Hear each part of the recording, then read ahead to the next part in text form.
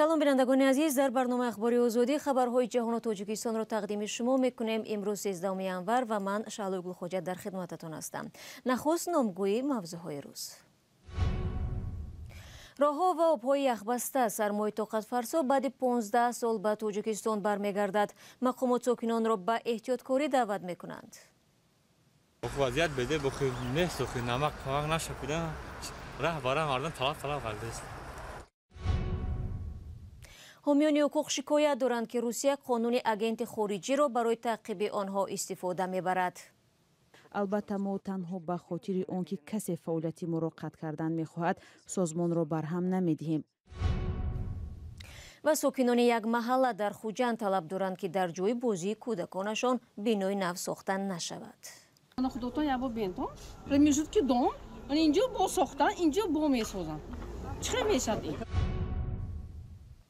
идораи ҳавошиносии Тоҷикистон имрӯз бо нашри як огоҳӣ дар вебсайти расмияш гуфт ки аз рӯзи 14 то рӯзи 18 январ ҳаво дар баъзе аз ноҳияҳои кӯҳӣ то 27 дараҷа сард мешавад. ба қавли ҳавошиносон ин гуна ҳавои фавқулода хунук дар кишвар моҳи январи соли 2008 мушоҳида шуд, вале он сол ҳам ҳарорати ҳаво то 25 дараҷаи зери сифр буд. ҳоло аз сокинони Тоҷикистон хоста шудааст ки безарурат аз тариқи роҳҳои кӯҳӣ ҳаракат накунанд ва ҷони худро дар хатар нагузоранд. ҳамкорони мо Алишер Зарифӣ ва Барод Юсуфӣ дар гузоришашон аз паёмади сардӣ дар Душанбе мегӯянд. сардиҳои шадиди се рӯзи ахир сарфи назар аз тадобири оҷили мақомот барои сокинон мушкиле эҷод кардааст. агар рӯзи аввали бориши барф ҳаракати нақлиёт ба мушкил рӯбарӯ гардида буд, ҳоло ҳаракати сокинон дар роҳравҳои яхбастаи пойтахт хатарзор шудааст. вазiyat bede bu ne soğuk namak falan naşapida rah bara mardan talaf kaldist. albatta xatarnok memezan dast posh meskana fut токай дехтер медай зорон олам мекунӣ. дар ин рӯзҳои сард хатари дигар яхчолҳои азими аз болои биноҳои баландтабақа поин шудааст. саҳнаҳои зиёде ба мушоҳида мерасад ки зери онҳо роҳрав аст. дар бархе биноҳои истиқоматӣ махсусан ҳавлиҳо оби нӯшоки ях баста сокинонаш беоб мондаанд.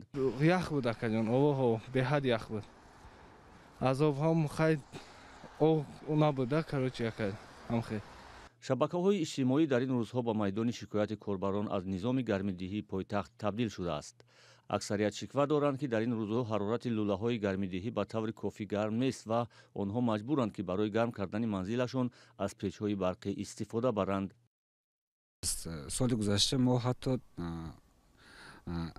бекӯрпа беадёл хо мерафтем. имсол бошад масалан дар гармидиҳан ҳамин шабакаҳои гармидиҳӣ умуман масалан дарбонаш даст мековед ширгарм аст. нисбати соли гузашта ин қадар хуб нест.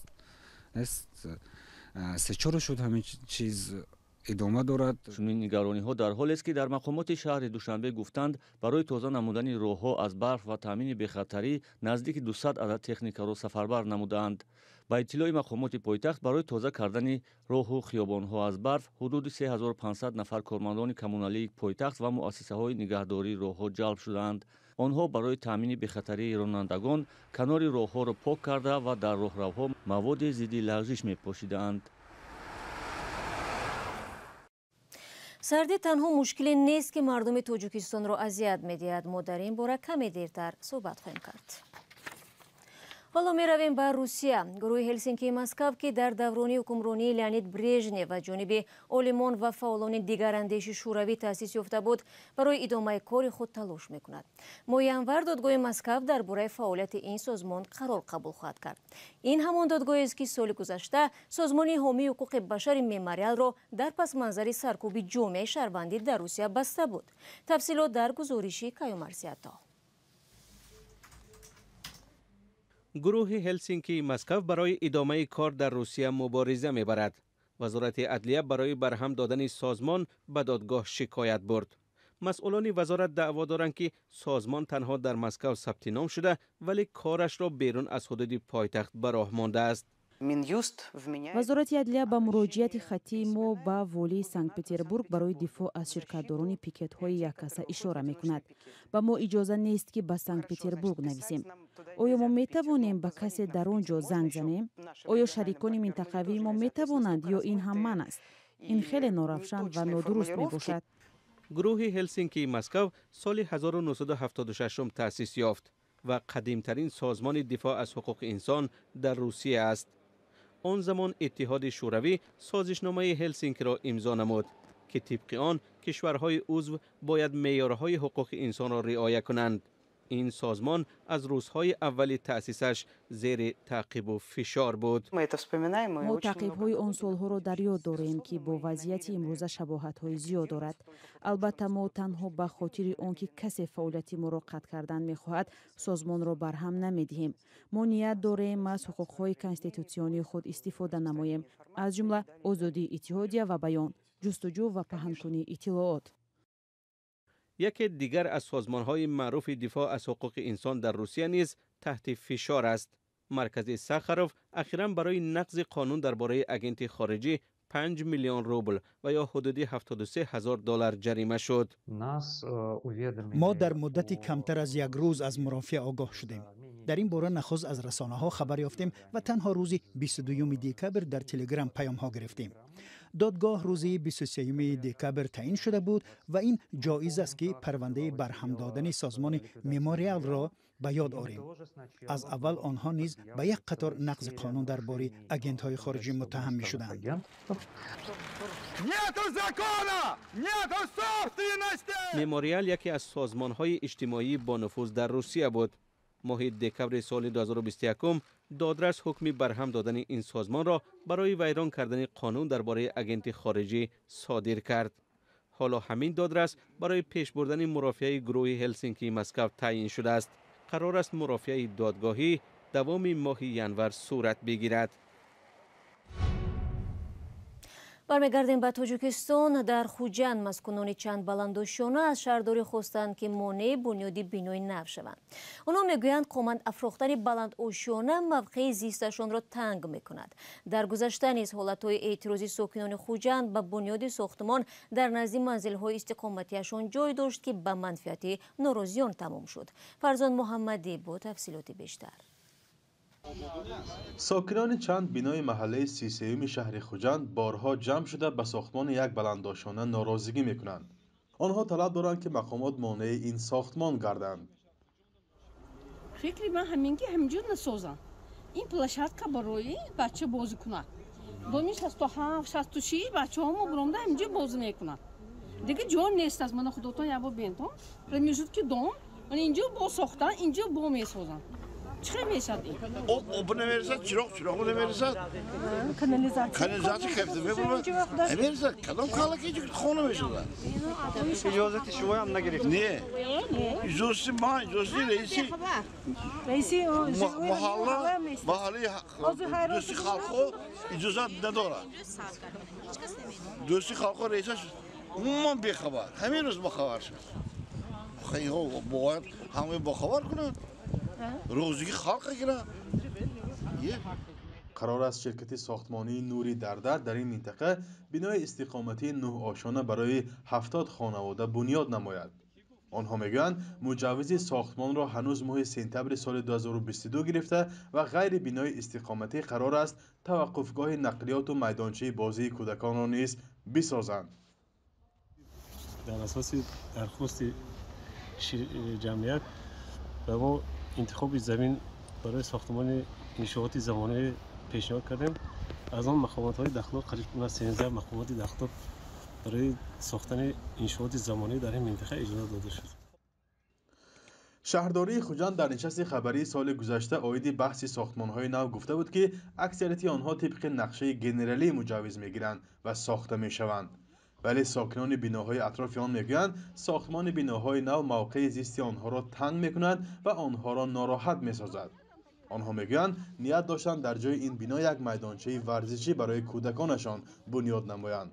حالا آنها میخواهند که شهرداری خوجند و مقامات‌های نظارتی به این دادشان برسند. همون آرکیتکتورایی که میسازن یا اون همینجوری بناد نمی که پولی میبیاد نمی چیزی که باشد که امضا کدام میگیرم میگه کلونو بینم آخر شب بخار شدیم اکو مراجعت میکنیم خدا خواهد اینستانس‌های دکوری و برام رفته گپ میزنیم خدا خواهد. ساختمان بناهای بلندآشانه سالهای اخیر در خوجند بیشتر شده است. برخی از ساکنان میگویند شرکت‌ها هنگام ساختمان بیشتر منفعت‌های خود را به نظر می‌گیرند. اما شرکت‌های ساختمانی میگویند بنیاد همه بلندآشانه‌ها بعد از آموزش لایحه و تنها با اجازه مقامات صورت می‌گیرد. طبق آمار رسمی بحث‌های وابسته به منزل در 2 سال اخیر زیاد شده است. دادگاه‌های کشور سالانه صدها پرونده را عاید به این مسئله بررسی می‌کنند. فرزان محمدی، رادیو آزادی، شهر خوجند.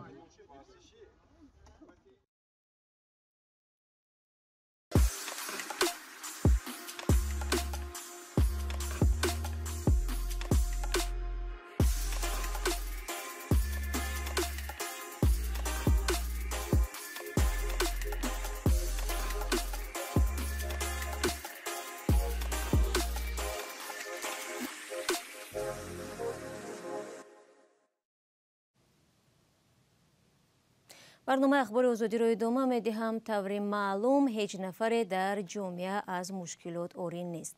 اکثر آدمان در این باره گپ زدن را خوش ندارند. مشکلاتی که شهروندان با آن روبرو میشوند سعی میکنند خودشان حل کنند.